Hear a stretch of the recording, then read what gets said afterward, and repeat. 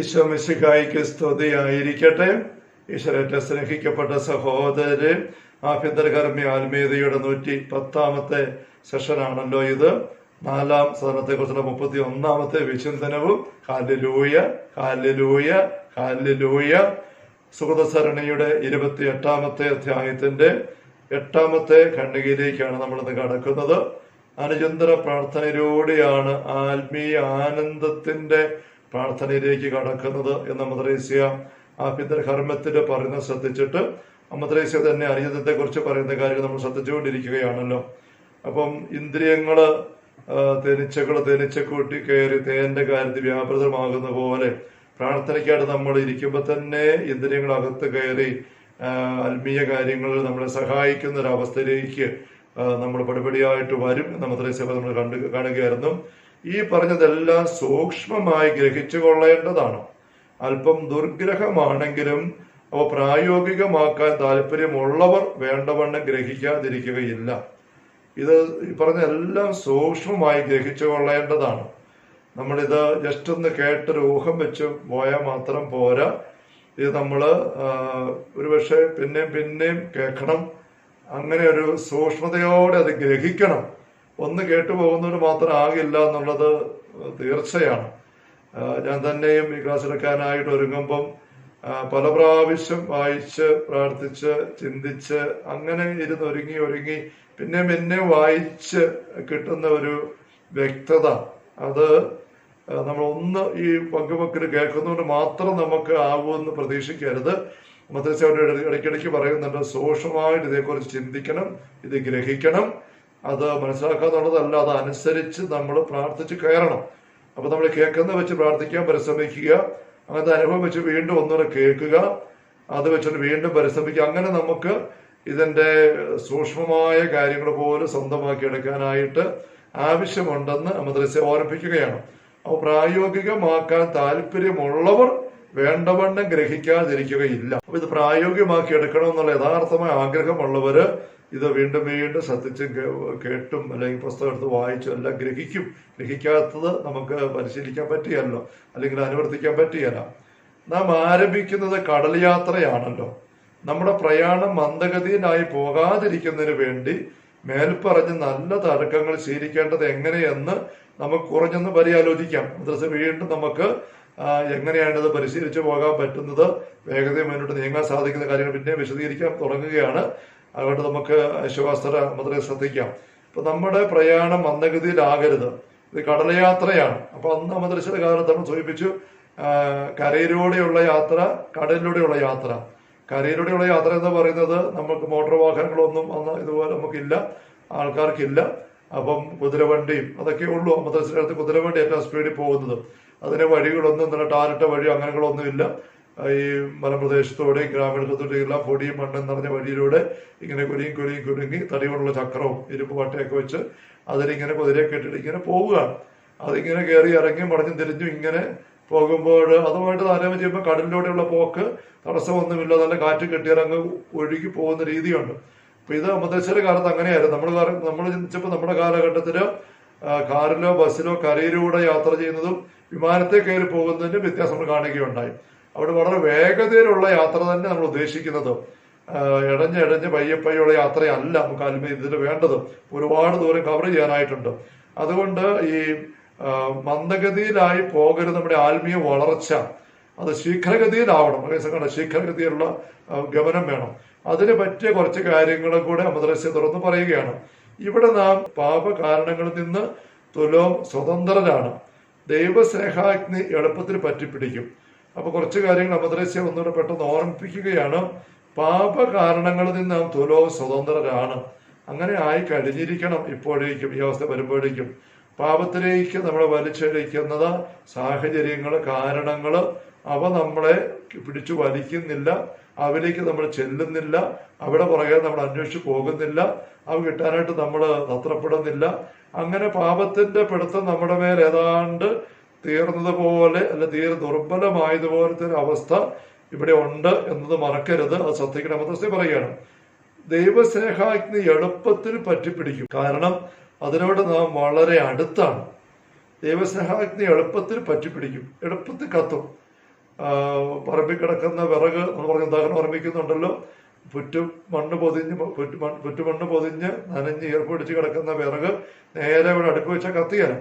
അത് മണ്ണെല്ലാം കുത്തിക്കളഞ്ഞ് നല്ലപോലെ തല്ലി പൊട്ടിച്ച് കീറി ഉണങ്ങി നല്ലപോലെ ഉണക്കി എടുത്തിട്ട് ആ അവസ്ഥയിൽ കൊണ്ടുവന്ന് അടുപ്പി വെച്ചാൽ തീ കൊള്ളുമ്പോൾ അത് പെട്ടെന്ന് കത്തുന്നുള്ളൂ. ഉണങ്ങി ചൂട്ട് അല്ലെങ്കിൽ ഉണങ്ങിയ ഉണക്കപ്പുല്ല് മലഞ്ചെരുവിലുള്ളത് അല്പം തീപ്പിരി വീണാൽ മതി, ആളി കത്തും. അങ്ങനെ പെട്ടെന്ന് ആത്മീയ ദൈവസ്നേഹത്തിന്റെ അഗ്നി കത്തിപ്പിടിക്കാൻ പാകത്തിന് പാപത്തിന്റെ മണ്ണും പുറ്റും എല്ലാം പോയിട്ടുണ്ട്, തടസ്സമെല്ലാം നീങ്ങിയിട്ടുണ്ട്. വീണ്ടും ആത്മീയമായ കാര്യങ്ങൾ കേട്ട് വെയിലിന്റെ ചൂടേറ്റ് പുല്ലൊക്കെ ഉണങ്ങി പച്ചപ്പെല്ലാം മാറി, അല്ല വിറകെല്ലാം നല്ല ഉണങ്ങി എന്ന് പറഞ്ഞ പോലെ ആത്മീയ കാര്യങ്ങൾ കേട്ടും അത് ആഗ്രഹിച്ചും അത് ധ്യാനിച്ചും നല്ല ഉണങ്ങിയ അവസ്ഥ, പാപത്തിന്റെ എല്ലാ നനവ് ഈർപ്പവും പോയി സ്വർഗീയ തീ കത്താവുന്ന അവസ്ഥയിലേക്ക് വന്നിട്ടുണ്ട്. അതാ പറയുന്നത്, ദൈവസ്നേഹാഗ്നി എളുപ്പത്തിൽ കത്തിപ്പിടിക്കും. കാരണം നാം അതിനോട് വളരെ അടുത്തുമാണ്. അല്പം പിടിച്ചു കഴിഞ്ഞാൽ ഉടൻ ബുദ്ധി അതിനെ ഊതി ഉജ്ജ്വലിപ്പിക്കുകയായി. അല്പം തീ പിടിച്ചു കഴിയുമ്പോഴേക്കും നമ്മൾ ധൂപക്കുറ്റിയിലൊക്കെ തീ പിടിപ്പിക്കുമ്പം ചിരട്ടക്കരി എടുത്ത് അല്പം മെഴുകുതിരി തീയലൊക്കെ പിടിപ്പിച്ചിട്ട് അല്പം പിടിച്ചു കഴിയുമ്പം ഇങ്ങനെ ഊതി അല്ല ചെറിയ ഫാൻ വെച്ച് കൊടുത്ത് കാറ്റടിച്ചടിച്ചടിച്ച് അതിനെ കത്തി ജ്വലിപ്പിച്ച് വലിയ അഗ്നി കൊണ്ടും അത് കത്തി ജ്വലിക്കുന്ന അവസ്ഥയ്ക്ക് അതിനെ മാറ്റിയെടുക്കും. എന്ന് പറഞ്ഞതുപോലെ അല്പം ദൈവസ്നേഹത്തിന്റെ അനുഭവം കിട്ടിക്കഴിയുമ്പം നമ്മുടെ ബുദ്ധി അതേക്കുറിച്ച് നമ്മോട് സംസാരിക്കും, അതേപ്പറ്റി വ്യക്തത തരും. ബുദ്ധിയുടെ ബോധ്യങ്ങളുണ്ട്. ഇപ്പൊ നമ്മൾ കേൾക്കുന്ന ക്ലാസ്സുകൾ വഴിയായിട്ട്, വചന വ്യാഖ്യാനങ്ങൾ വഴിയായിട്ട്, നേരത്തെയുള്ള ധ്യാനങ്ങൾ വഴിയായിട്ട് നമുക്ക് ബുദ്ധിയിൽ നല്ല ആത്മീയ കാഴ്ചപ്പാടുകളും വ്യക്തതകളും എല്ലാം കയറി കിടക്കുന്നുണ്ട്. അല്പ സ്നേഹത്തിന്റെ തീപ്പരി കിട്ടുമ്പോഴേക്കും അതിന് പാകമായ കാര്യങ്ങൾ ബുദ്ധി നമ്മിലേക്ക് ഇട്ടു തന്നിട്ട് അതിനെ ഊതി ജ്വലിപ്പിക്കുന്ന ഒരവസ്ഥ വരും. ഹല്ലേലൂയ. ഒരു പൊരി പറന്ന് വീണാൽ മതി ചിലപ്പോൾ വലിയ ഒരു അഗ്നിപ്രളയം സംഭവിക്കുവാൻ. പറഞ്ഞിട്ട് പെട്രോൾ ബാഷ്പമൊക്കെ നിറഞ്ഞു നിൽക്കുന്നിടത്ത് ഒരു തിപ്പിരി വീണാൽ മതി, അപ്പോഴേ അഗ്നിപ്രളയമാകും അവിടെ. കാരണം അവിടെ മുഴുവൻ പെട്രോളിന്റെ ബാഷ്പം കൊണ്ട് നിറഞ്ഞു നിൽക്കുകയാണ്. പശുത്തെ അമ്മ എലിസബത്തിന്റെ വീട്ടിൽ ചെന്ന് പശുത്താത്മാവിന്റെ അഗ്നി ഉള്ളിലുണ്ട്. പശുത്തെ അമ്മയുടെ ഉള്ളില് മാലാഖ പറഞ്ഞ പോലെ പശുത്താത്മാവ് എന്റെ മേൽ വരട്ടെ, നീ വാക്കുകൾ സംഭവിക്കട്ടെ എന്ന് മംഗളവാർത്ത കഴിഞ്ഞ അവസരത്തിൽ അമ്മ പറഞ്ഞു. പശുത്താത്മാവിന്റെ അഗ്നി ഉള്ളിലുണ്ട്. ആ തീയും വെച്ചുകൊണ്ട് അമ്മ എലിസബത്തിന്റെ വീട്ടിൽ ചെന്ന് കയറി അഭിവാദനം പറഞ്ഞപ്പോഴേക്കും ഉള്ളിലെ തീയുടെ അല്പം പൊരി അമ്മയുടെ വാക്കിലൂടെ പുറത്തേക്ക് വന്നപ്പോൾ എലിസബത്തിന്റെ വീട് മുഴുവൻ നല്ല നീതിയും ദൈവഭയവും പ്രാർത്ഥനയും നിറഞ്ഞ അന്തരീക്ഷമാണ്. പെട്രോൾ ബാഷ്പം എടുത്ത് തീപ്പിരി വീഴുന്ന പോലെ പെട്ടെന്ന് അവിടെ ആളി കത്തി, ദൈവസ്നേഹം ജ്വലിച്ചു. അതാണ് എലിസബത്ത് അപ്പോൾ തന്നെ ദൈവത്തെ സ്തുതിച്ചുകൊണ്ട് പറയുന്നത്, എന്റെ കർത്താവിന്റെ അമ്മ എന്റെ അടുത്ത് വരാൻ എനിക്ക് എവിടുന്ന് ഭാഗ്യം കിട്ടിയതേ, നിന്റെ വാക്കുകൾ കേട്ടപ്പോൾ തന്നെ എന്റെ ഉള്ളില് ശിശു പോലെ സന്തോഷം കൊണ്ട് കുതിച്ചാടുകയാണ്. ആത്മീയ ആനന്ദം കൊണ്ട് കത്തുകയാണ്. പരിശുദ്ധാത്മാവിന്റെ ഫലമാണ് ആനന്ദം. അപ്പൊ അത് ജ്വലിക്കുകയാണ്. അങ്ങനെ എലിസബത്ത് ദൈവത്തെ സ്തുതിക്കുന്നു. അപ്പോഴേക്കും അമ്മ ആ കൂടെ ചേർന്നുകൊണ്ട് പറഞ്ഞ് നമുക്കറിയാം സ്വത്രഗീതം, എന്റെ ആത്മാവ് കർത്താവിനെ മഹത്വപ്പെടുന്ന രക്ഷകനെ ദൈവത്തിന് ആനന്ദിക്കുന്നു.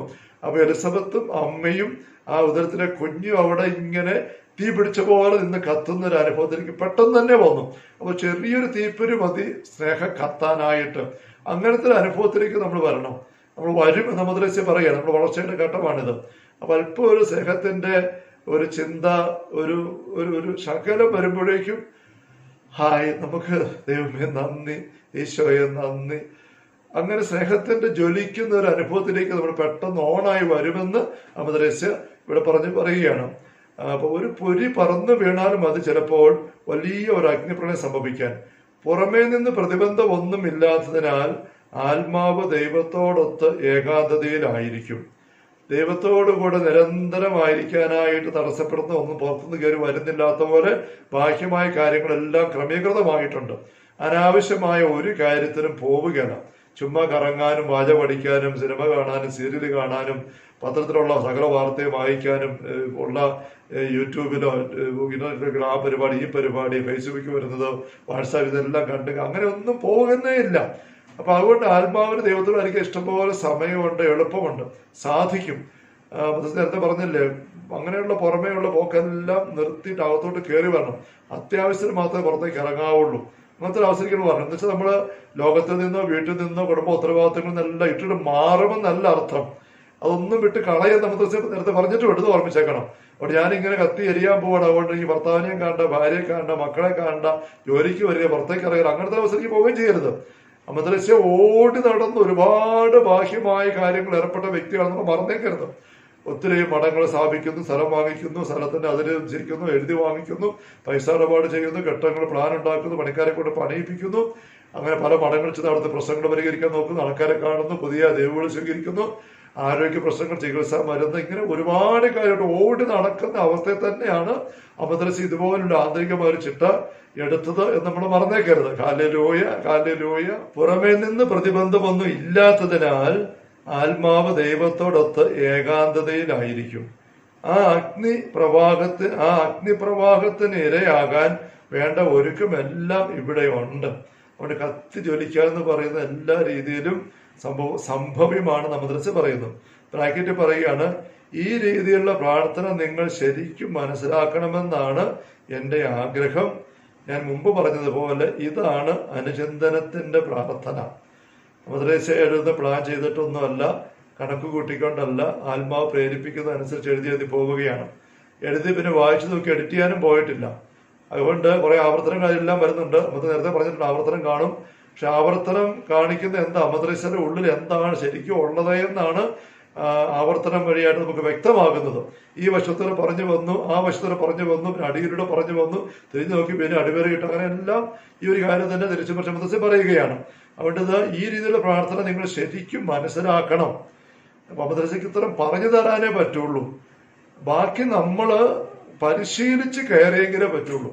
ആവശ്യത്തിന് സമയം ചെലവഴിച്ചും പരിശ്രമമെടുത്തും ആഗ്രഹത്തോടെ ശ്രദ്ധിച്ചും വിരുദ്ധമായ കാര്യങ്ങളൊക്കെ മാറ്റിവെച്ചും അങ്ങനെ നമ്മൾ നീങ്ങുക എന്നുള്ളത് നമ്മുടെ ഭാഗത്ത് ചെയ്യേണ്ട കാര്യമാണ്. അതാണ് നമുക്ക് പറയുന്നത്, നിങ്ങൾ ശരിക്കും ഇത് മനസ്സിലാക്കണ ഈ പ്രാർത്ഥന, അത് വളരെ സഹായകരമായിരിക്കും. 9ാമത്തെ ഖണ്ഡിക, ഇനി നമുക്കുള്ളിൽ അനർഘവും അതിമനോഹരവുമായ ഒരു രാജമന്ദിരമുണ്ടെന്ന് സങ്കല്പിക്കുക. അപ്പൊ വീണ്ടും ആഭ്യന്തര കർമ്മത്തിന്റെ ആദ്യം പറഞ്ഞ ഒരു ആശയം തന്നെയാണിത്. മദ്രസയ്ക്ക് ഒരിക്കലും പ്രാർത്ഥിച്ചിരിക്കും പെട്ടെന്ന് ഈശോ വെളിപ്പെടുത്തി കൊടുത്തു. നമ്മുടെ ആത്മാവിന് ഒരു ആഭ്യന്തര ഹർമ്മ്യമായിട്ട് നമ്മൾ അനുഭവിക്കാൻ തിരിച്ചാൽ അങ്ങോട്ട് കയറി വരികയാണ്. അതിന് പുറത്ത് വരാന്തയിലും മുറ്റത്തും അല്ല കണ്ടിട്ട് അകത്തോട്ട് കയറി വരണം. അകത്തേക്ക് കയറി വരുന്ന 1ാം സദനം, 2ാം സദനം, 3ാം സദനം, അങ്ങനെ 4ലേക്ക് കടന്നു വന്നു. അപ്പൊ അത്ര അവസ്ഥ വന്ന് മദ്രസ വീണ്ടും പറയുകയാണ്, ഈ അകത്തുള്ള രാജകീയ മന്ദിരം നമ്മുടെ ഭാവന ഉപയോഗിച്ചൊന്ന് ദർശിക്കാനായിട്ടും കൂടെ നോക്കണം. ഇതുവരെയും നമ്മുടെ ഭാവന നമുക്ക് മഹാശല്യമായിരുന്നു. ഭാവന, വിചാരങ്ങള് പല വിചാരമായിട്ട് പറന്ന് അവിടെ ഇവിടെ ബിരിബിരെ ഇങ്ങനെ പറന്ന് ഓടിച്ചാടി പോകുന്ന പ്രാണികളെ കൂട്ടായിരുന്നൊക്കെ മൊത്തം പറയാൻ. അപ്പൊ അങ്ങനെയൊക്കെ പോയിരുന്നതിന് ഈ അനുചിന്തന പ്രാർത്ഥനയിലേക്ക് കൂട്ടിക്കൊണ്ട് വന്ന് അതിലൂടെ പരിശീലിച്ച് കഴിയുമ്പോൾ ഈ ഭാവന തന്നെ നമ്മളെ സഹായിക്കുന്ന അവസ്ഥയിലേക്ക് വരികയാണ്. ഈ കണ്ണുകൾ അടച്ചിരുന്നുകൊണ്ട് ഈ ഭാവന ഉപയോഗിച്ച് നമ്മുടെ ഉള്ളില് അനർഹവും അതിമനോഹരവുമായ രാജമന്ദിരം ഉള്ളത് ഭാവനയില് നമ്മൾ ദർശിക്കണം എന്ന് മദ്രസ പറയുകയാണ്. ഇതൊരു അഭ്യാസം തന്നെയാണ്. ബോധപൂർവ്വം നമ്മുടെ ഭാവനയെ ഉപയോഗിക്കുകയാണ്. കൊണ്ട് നാം സങ്കല്പിക്കണം, സ്വർണവും അമൂല്യ രത്നങ്ങളും കൊണ്ട് നമ്മുടെ ദിവ്യനാഥന്റെ പ്രാഭവത്തിന് അനുയുക്തമായ വിധം സംവിധാനം ചെയ്തിട്ടുള്ളതാണ്. അത് സ്വർഗം തന്നെയാണ്, സ്വർഗത്തിന്റെ പതിപ്പാണ് നമ്മുടെ ഉള്ളിലുള്ളത്. വെളിപാട് പുസ്തകം 4ാമത്തെ അധ്യായത്തിന്റെ ആദ്യത്തെ ഖണ്ഡിക ഒന്ന് വായിക്കുന്ന നല്ലതാണ്. അവിടെ സ്വർഗ ദർശനമുണ്ടാകുന്ന യോഹന്നാൻ ശ്ലീഹ ഉപയോഗിക്കുന്ന വാക്കുകൾ, അവിടെ കാണുന്ന കാര്യങ്ങൾ വിവരിക്കാൻ മാണിക്യം പോലെ, മരതകം പോലെ, അങ്ങനെ പളുങ്ക് കടല് പോലെ, അങ്ങനെ മുഴുവനും ഏറ്റവും മനോഹരമായ കാര്യങ്ങളെ അവതരിപ്പിക്കാൻ ഉപയോഗിക്കുന്ന വാക്കുകളും ഉദാഹരണങ്ങളും ആശയങ്ങളുമാണ് അവിടെ യോഹന്നാൻ ഉപയോഗിക്കുന്നത്. അപ്പൊ അതെല്ലാം ഒന്ന് വായിച്ചിട്ട് അത് വെച്ചുള്ള ഒരു സ്വർഗം അങ്ങ് ദൂരെയല്ല, നമ്മുടെ ഉള്ളിൽ തന്നെ ഈ മാണിക്യവും മരതകവും പുഷ്പരാഗവും അല്ലെങ്കിൽ സ്വർണവും തീപ്പന്തങ്ങളും പളുങ്ക് കടലും എല്ലാം നിറഞ്ഞ ഒരു രാജമന്ദിരം നമ്മുടെ ഉള്ളത്തില്, നമ്മുടെ ഭാവനയില് കാണണം എന്ന് മദ്രസ പറയുകയാണ്. ഓരോരുത്തരും അത് പരിശീലിക്കാൻ നോക്കണം. അപ്പം സ്വർണവും അമൂല്യ രത്നങ്ങളും കൊണ്ട് നമ്മുടെ ദിവ്യനാഥന്റെ പ്രാഭവത്തിന് അനുയുക്തമായ വിധം സംവിധാനം ചെയ്തിട്ടുള്ളതാണ് അത്. ഈ മഹാമന്ദിരത്തിന്റെ മനോഹാരിത ഭാഗികമായി നമ്മുടെ പരിശ്രമത്തിന്റെ ഭാഗമാണ് നാം ഓർമ്മിക്കണം. സങ്കല്പത്തിൽ കാണുക എന്നുള്ളത് ഒന്ന്. അതോടൊപ്പം തന്നെ ഇതൊരു യാഥാർത്ഥ്യമാണ്. എന്താണത്? നമ്മളുടെ പരിശ്രമം കൊണ്ട് നാം ആർജിക്കുന്ന പുണ്യങ്ങൾ വഴിയാണ് അതിന്റെ ഭംഗി കൂടിക്കൂടി വന്നുകൊണ്ടിരിക്കുന്നത്. നമുക്ക് പറഞ്ഞു വെക്കുകയാണ്. ഹല്ലേലൂയ, ഹല്ലേലൂയ, ഹല്ലേലൂയ. കർത്താവേ യേശുമിശിഹായുടെ സമൃദ്ധമായ കൃപയും അനുഗ്രഹങ്ങളും പിതാവായ ദൈവത്തിന്റെ അവർണ്ണനീയമായ സ്നേഹവും പരിശുദ്ധാത്മാവായ ദൈവത്തിന്റെ നിരന്തരമായ സാന്നിധ്യ സഹവാസവും സ്നേഹമുള്ള സഹോദരങ്ങളെ നാം ഓരോരുത്തരോടും കൂടെ എല്ലാ ആത്മീയ പരിശ്രമങ്ങളും കൂടെ ഉണ്ടായിരിക്കട്ടെ, ഇപ്പോഴും എപ്പോഴും എന്നേക്കും. ആമേൻ. ഒരു ഹോംവർക്ക് ഉണ്ട്. വെളിപാട് 4-ാം അധ്യായത്തിന്റെ ആദ്യ ഭാഗമെങ്കിലും വായിക്കണം. ഈശോ മിശിഹായ്ക്ക് സ്തുതി ആയിരിക്കട്ടെ.